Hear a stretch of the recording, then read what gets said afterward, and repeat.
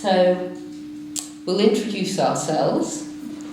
Well, I'm Doris Angel, and I was a pupil here from January 1937 till July 1941. So I'm Doris's daughter. Doris, when she arrived as a student, was Doris Löwenstein, and her married name, and my name too, family name is Angel. And we're going to talk a bit both about when Mum was a student here and when she returned to work here as well as a member of staff. So, Mum, obviously you were born in Stuttgart. Indeed. And you left there? We left there on the 31st of January, no, the 31st of December, 1936. And we went to Switzerland at that point, my mother and I, and we were allowed back into Germany for 8 days to pack up the house and get ready to come to England. I had not been to England before, my mother of course had. Right. And I know that your father, your older sister Eva Löwenstein, and your older brother Roger, who was Roger Löwenstein, and well, it was Otto Löwenstein, who later became Roger Kingsley, had all preceded you. Yes. They were already in Manchester. They came in the summer of 36 because it was important that my sister and my brother should do their appropriate exams, which were higher school certificate and school certificate in those days, all matric. And so they came in the middle of 1936. I was kept in Germany, though not at school, until my mother came. Okay.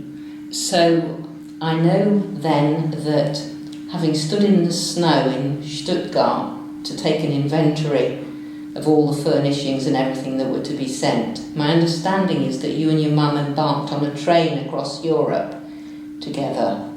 We embarked and we went in a train in Stuttgart that took us to the Hook of Holland, and from Hook of Holland we took a ship to Harwich, where we then took a train that took us to Manchester. And we arrived in Manchester a day and a half later. Okay. I was also very surprised just a few months ago to realise that you didn't, when you first arrived for the first few weeks, live with your parents. No. I lived with you. With your sister, with Eva. Yeah? I lived with Eva, yes, that's right. She and my brother had been in digs with Mrs. Hodgkinson in Brooklyn Road of Fallowfield, right. number 11, if I remember rightly, until the furniture arrived and the house was ready for occupation. And that was what number, Malderth Road? Was it? 38 Malderth. It was 34 Malderth Road. That's right, it was 34 Malderth Road, and then later on, when I was a child, we lived at 38 Eaton Road in Withington. That's right. So your first few weeks, in fact, even when you first came to school, you were lodging with your sister and your brother, and a few weeks later you moved into what became the family home in Withington. Do you remember your first impressions of coming to the high school? Because that was only a few days later, I believe. It was a few days later. My mother and I took a tram to Dover Street, which of course at that time had the university on the left, and then Dover Street was on the right-hand side. And Mother went to take me to the high school one few times that we were allowed to use the front staircase. Oh, really? As a rule, school children had to go down into the cellar, through the cellar and up into the school. Right. But other people, visitors, could use the front doors there. And there I was taken to see the headmistress, Dr. Clark. Okay. Is the volume okay, by the way? Yeah? I think so, yeah. So, we've got a picture here, not of your year, but of Dr. Clark. Yes. And what happened in your first encounter with Dr. Clark? I was taken into her room. She realized my English was not there. She said, well, there are very many things we won't teach you, Doris, but we will teach you the King's English. Mm-hmm. That stuck in my mind. And I then had 16 English lessons a week. Wow. But I didn't do any science whatsoever in consequence. Right. And now I speak English. And previously, you'd learnt English in Germany. Yes. Was that from your aunt? My aunt had been, my mother's sister, Irma, had lived in America for 10 years Mm-hmm. and had come back to look after my grandparents, her parents. Right. And was, unfortunately, she's the one person we lost during the Holocaust. Mm. But that's another story. Right. Okay. Thank you. So, you were at Manchester High, and I understand that you found Manchester itself a bit of a shock to the system. Indeed, it was the town, it was pre-Withenshaw, and you had Hume, which was full of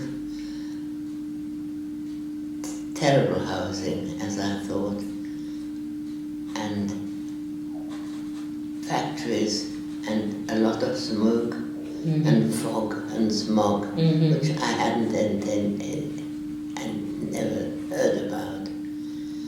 And that really shocked me. And the other thing that shocked me was the poverty in Hume Mm-hmm. and Ancoats, where in fact we did quite a lot of work in one of the help aids that were available in Ancoats, run by the University Students' Union. So was that at a later date that you went in to help, or was that Yes. part of that's That was at a later date. okay? So do you remember anything about, other than English, subjects you liked, or did you really not study very much other than English initially? Initially it was English. I enjoyed English, of course, and I loved history. I'd only learned German history, which was too Hitlerite for me, even at that age. And I found the history, the world history, quite fascinating. Mm-hmm. It was probably my favorite subject.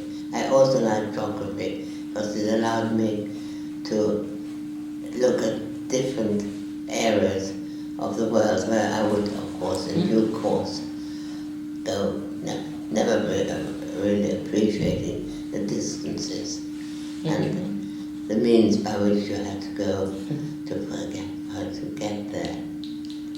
Okay, thank you. Do you want to tell me a bit more about how you had to be evacuated? Well, was it Dr. Clark? I think you told me it was Dr. Clark with her case.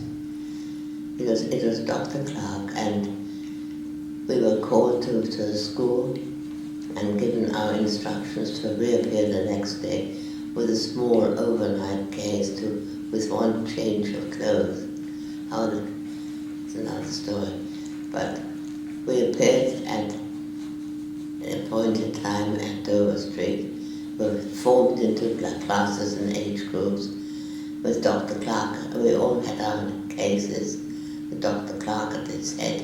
We walked to what was then called London Road Station, is now Piccadilly, and embarked on a train, which after 2 hours took us to Chile, where we disembarked and got onto Manchester Corporation buses that took us to Chile Hume, where we were emptied out into a Church of England assembly hall, and people that came and chose whom they wanted. And I was put with a widow, her mother and her daughter, in Cheadlehume. I can't remember the name of her street. Okay. She was very kind to me, but obviously the monies that were being paid to her were in no way covered what I cost. Now my father came to see her and told her he could afford to give her an extra £5 a week, and which she accepted, but that was not really enough. By which time also a lot of us had started cycling from Manchester to Cheadlehume every day, which I then badgered my parents. I also wanted to do that. And eventually they gave in, and I left Mornsford every morning at 7:30, cycled to Cheadlehume, and at the end of the day I cycled back home with my homework. Right. Because I gather that when you were in Cheadlehume, they were so poor they'd had to remove the light bulb. Well, she was on a very tight budget, so she removed my light bulb and gave me a candle, which I, having been used to read in bed, found very difficult. Okay. But they did their best, and they were all forced to take in children. Yes. This was part of war work, which in retrospect I find quite unusual and not really viable. Right. So you ended up going back to Malderth Road. Indeed. By then, not only your parents and your sister were there, your brother was off in the army at that point. He had been interned but had then enrolled in the commandos and was in the army. Your older sister, I think, was a fire warden as well as working full-time. That's right. And your grandparents were living with you. That's right. My grandfather was 82 or 83. My grandmother was 10 years younger. The house, thank God, had 5 bedrooms. So my sister and I evacuated to under the attic, and my grandparents had our bedroom as a bed sitting for them. But we lived as a family. Yeah. Okay, so at that point, you were commuting to Cheadlehume, but there came a time, I understand, when you had to leave school. I had to leave school because by then we were back in. We had come back to this building. So you were in Grangethorpe? Well, we had been in Grangethorpe, but after a term here, of course, it was hit by a bomb. Right. And so luckily it was Christmas time, there were no children in school, and there was no school left. And there were 3, Manchester Grammar School had 3 prep schools, and 2 of them were in South Manchester. And when we moved into those, one of which was in the back end of Spath Road, and the other was what is now a block of flats for over 55s on Barnamore Road. Right. And we were all there. But for science and gym, we went to Within Girls' School. Oh. So not just competition, but a lot of cooperation between the various schools. A lot of cooperation between all the schools. They all wanted to help us. Right. And the school could quite easily have gone under at that point, but public-spirited people, I think, kept it afloat. Right. So there came a time, however, I understand, when your mother was ill, so you were forced to leave school before your final matriculation. Yes. And I was at my mother had glaucoma and had 2 eye operations, and obviously couldn't do anything. Never. So I went home, and under my grandmother's supervision, I presume became more familiar with the kitchen and cooking and doing shopping and running a house, which kept me in good stead for years to come. Though I regretted having had to leave school before my friends and myself. Yeah. So you then went to college, to Domestic Science College. On Hatherset Shore. It used to be High Street at that point. The building is still there. It's, I don't know what it is, whether it's part of the university or part of a college, but the building itself is there. Okay, so you did a 2-year course, and you... In institutional management. Oh, and then you went off to do war work, first in... South Wales. In Neath, yeah? Or near Neath? It is in Neath, which was a town in South Wales, very poverty-stricken because the mines had shut, and so there were a lot of unemployed people. Really? Okay, so you were working in a factory providing food, not providing food, I mean cooking food for the shifts, were you not? I was doing that. The factory itself was making billy cans for soldiers, sailors and airmen. And they were mainly female labor because the males were in the army. Right. And they sat all day making these billy cans. And we had a three shift system, 6 to 2, 2 to 10, and 10 to 6, catering for 2,000 meals a day over the 3 shifts. And the manageress of the catering, she took the day shift and I took one of the other 2 shifts, either the afternoon shift or the night shift. Didn't like the night shift. No. And then I asked for a transfer to something else and was sent to Somerset, to a place called Wellington, which is a delightful place with a factory making uniform cloth for Navy personnel. And I was very happy there. That was at Fox Brothers? Fox Brothers. Right. In Wellington, near Somerset, near Taunton. Okay. And then you came back to Manchester? I came back when my father died. Right. And my mother needed all the support she could get. My sister was at home still, she'd never left home.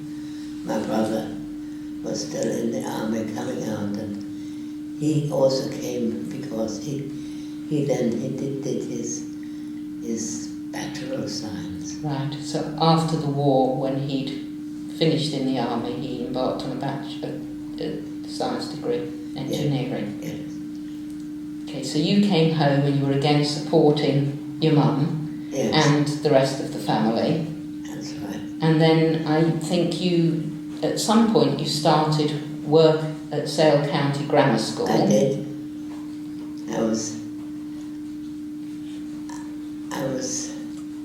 It was a job that was advertised, and I got it. And it was a new canteen, and it was for catering and supporting the cleaners in the school, which went with domestic management. And I was there for, I think, 5 years. And that time may not be quite correct. Okay. And from there, can't recall the order, whether you first did another postgraduate degree in personnel management, and then you came to Manchester High, you returned? Or maybe it was the other way. It must have been that way round, I guess. Yes. Yeah. I came to Manchester High when I got married.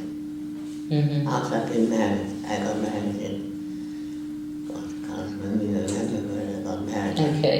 I have to work it out. 1951. And my husband had a mother who was in bed, and obviously I had to look after her. So I couldn't do management that involved me in sort of meetings out of school, out of work hours. Nor could I do that sort of a day. So I saw that the Manchester High School post was advertised, and so I applied and I got it. Right. And I came here into this new building, which obviously I didn't know. And I did the catering and again the cleaning, but not only this school, there was also the prep school. At Broomfield? At Broomfield. And I used to get on my bike every day, sometime during the day, to go to Broomfield to see the cook. I think we had nearly 200 children there. So it was quite a big job, and the cycling kept me very fit. Right. Now, when we drove in just now, you pointed at a room and you said, I think that was either your room or the biscuit room. That's right. What on earth is a biscuit room? We sold biscuits every day. And Huntley and Palmer and Cadbury, and there was another firm. Right. And it was the tuck shop? Yes. Right. And we sold them every day. Understood.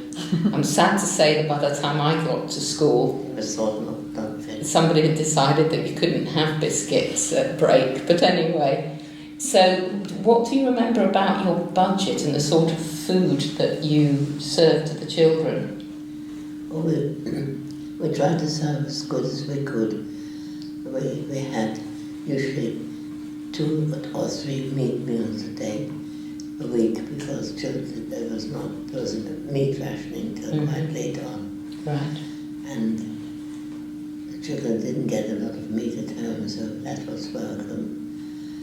And we had one fish meal, and then once a fortnight thereabout we had soup and teas and biscuits and a pudding. That allowed us to have more meat. Because it was a cheaper meal. Right.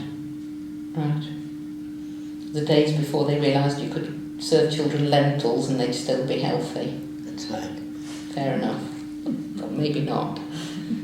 Okay, is there anything else that you recollect about when you were domestic bursar, about the school or the atmosphere, your role? My role was all things to all men, because there were a lot of extramural work the kids did, and that usually involved some catering somewhere along the line. Yeah. And our staff were very open-minded about doing this, getting things ready. And the Old Girls Federation played quite a large part in that. And they used to do the actual serving, but the preparation was very often done by the staff. Right. At a later date, I do remember a bonfire night when you were already on the PTA. You're no longer a member of staff, but I do remember coming along, pricking 2,000 sausages ready for bonfire night. You were still familiar with the kitchens. I'd forgotten that. Yeah, well, so I gather that when you were pregnant with me, which would be during 1958, the staff had prepared the medical room in case you gave birth. It was Miss Lee, Djokovic, the chemist, Miss Lee, Djokovic, chemistry. It was Miss Lee who asked Bernapol to do it into school, and they all obviously wanted to see you because you were a Manchester High School baby. Miss Leela said she had prepared the chemistry lab with everything necessary for the birth of a baby. Well, I'm very pleased to say that I was born in Manchester Royal Infirmary. In the circumstances, quite a relief, really.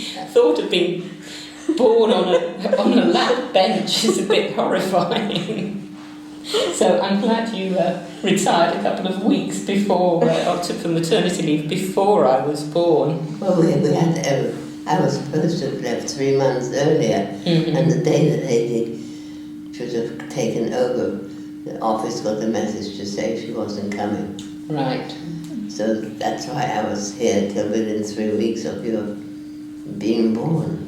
Right. Well, I know that you were well loved because when I arrived back at Manchester High School a few years later, at Broomfield, I would go along the counter and especially if it was something I didn't really like, I'd ask for small of rice pudding, and they'd say, "What would your mother say?" and give me an enormous dollop of whatever it was. Which then slipped into your apron pocket. Well, I don't know what I did with it, but anyhow, I survived somehow.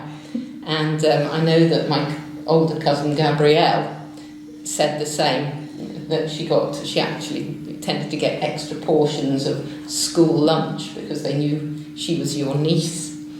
So, Mum, is there anything else that you recall that you'd like to share with us?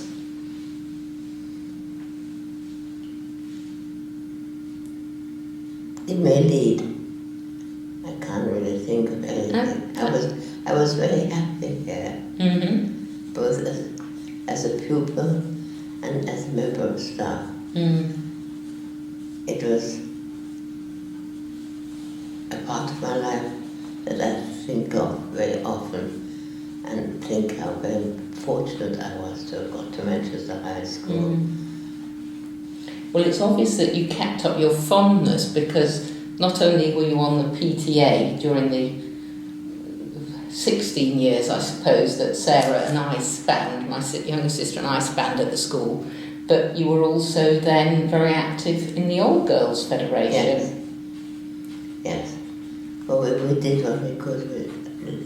Latterly, I think the Old Girls Federation has declined somewhat because these days people go off and to university or to other higher educational job, and they haven't got that sort of time. That I would call it as the leisure time we all had earlier on. Right. Well, thank you. Does anybody have any other questions about that you'd like to ask Mum? What was the uniform like? The uniform you're about to change. Yeah. Yes. Which I saw advertised. But the uniform was black. There were black tunics and silk tussers shirts, and either a jumper or a cardigan, 3/4 socks, and black shoes, and black indoor shoes, and indoor shoes in those days. Yes, I remember that well from my own school days, indoor shoes and outdoor shoes. Yes. Yeah. Me too. And did you take part in any other activities apart from lessons? Were you in clubs or societies or choirs or when you were a pupil? But during the war, this was very difficult. Yeah. After the war,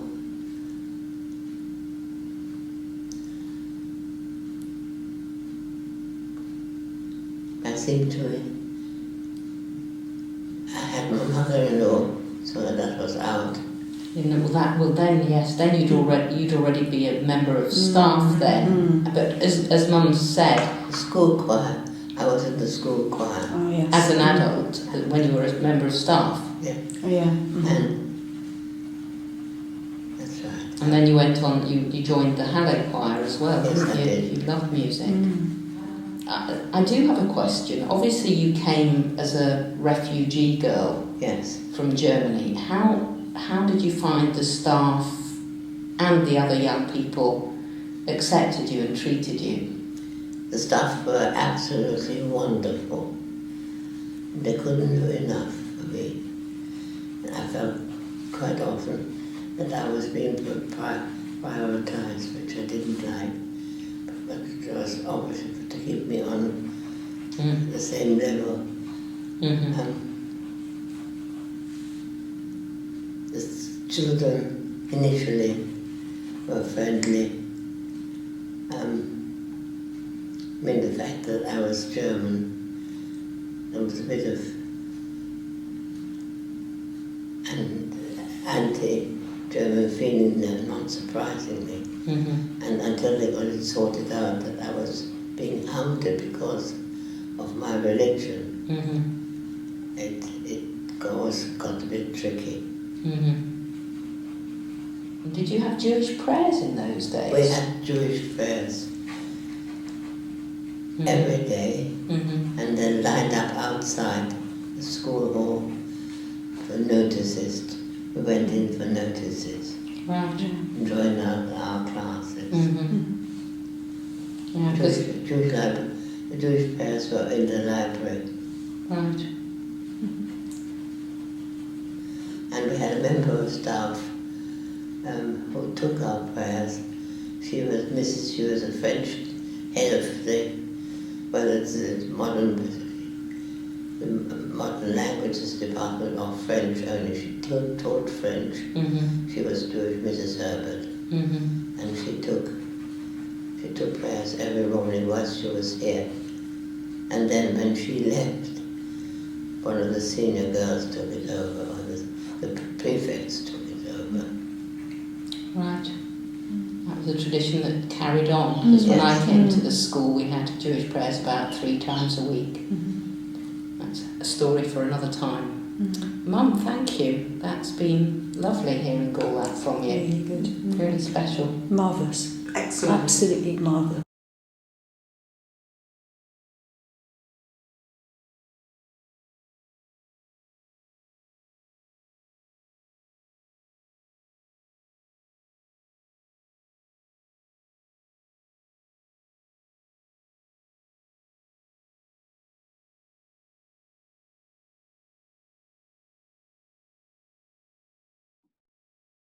You have heard in Do's words how very central Manchester High School was in her life as a student, a member of staff, and an old girl. My sister Sarah and I wanted to add a few words about her voluntary and professional work and her devotion to family and community.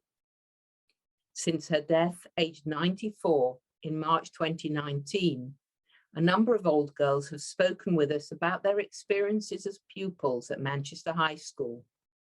It seems that the girls viewed Do as a firm, slightly frightening, but compassionate and fair member of staff who looked out for their welfare. After leaving the school to raise a family, Do soon increased the amount of voluntary work in which she was engaged. She also worked intermittently in the family business.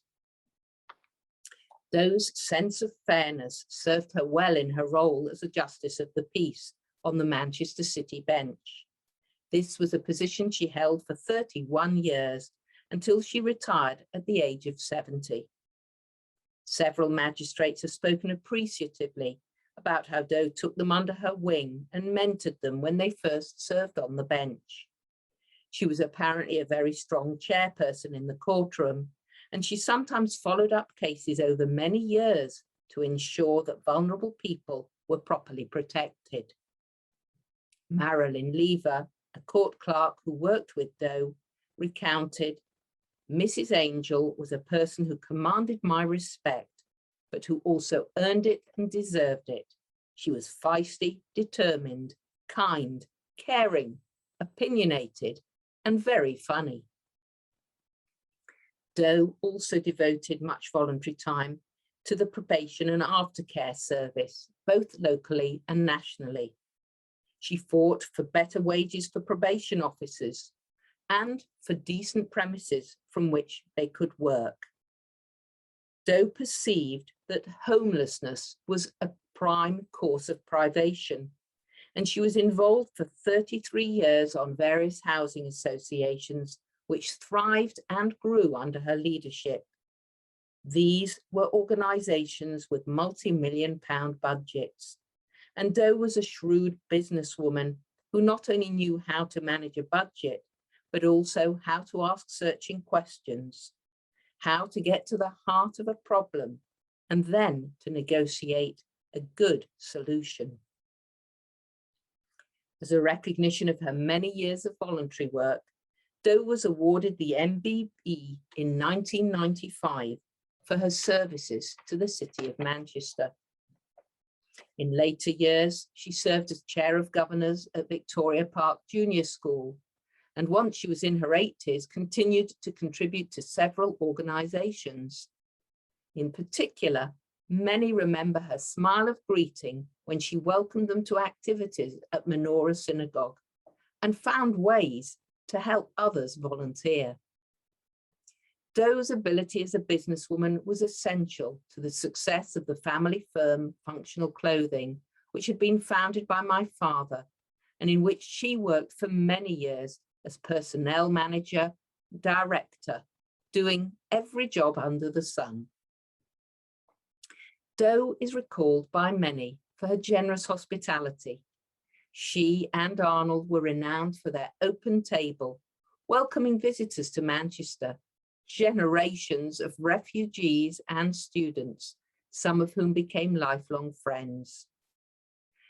People have mentioned her wise counsel, and it has become clear that Doe quietly reached out to support others and treated their confidences with great discretion. Above all, my mother was the matriarch and pillar of our family life, devoted to her children, her grandchildren, and many cousins. She shared with all of us, as well as the wider community, much time, energy, love, and many wise words. I will now turn to my sister Sarah. A public figure and career woman in a time when most girls grew up to be secretaries or, more often, wives and mothers. Our mother was juggling both years before it was the thing to do. Not surprisingly, the same feisty resilience, determination and humour that she brought to Manchester High as domestic bursar remained to the end of her life. As far as I and my friends were concerned, her crowning glory was to put an end, when we were at the high school, to our weekly dining room purgatory of offal faggots. To celebrate her 94th birthday, Anne and I planned a weekend break to her beloved Lake District. Mummy loved being taken out in the car and retained a razor-sharp knowledge of the local geography.